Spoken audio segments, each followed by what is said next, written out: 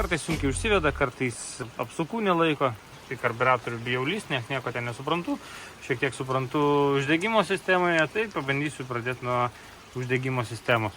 Golfas dirba tik 2 cilindrais. Tikriausiai kažkas bus mechaniškai blogai su varikliu. Žvakės pakeistos, žvaklaidžiai pakeisti, žinau, kad žiežiruba yra. Dėl kompresijos didelis klaustukas. Kaip vokiečiai sako, motor šadin. Su rudu golfu yra taip, kad jo laukia labai rimtas remontas variklio arba keitimas. Kažkoks keistas kvapas sklinda.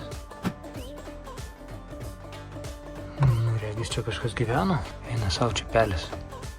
Čia gyveno pelės. Ir bandė prasikrapštyti kažkam į užpakalį. Čia yra golfo bagažinės kilimas. Visas purvinas. Niekada nematęs valymo.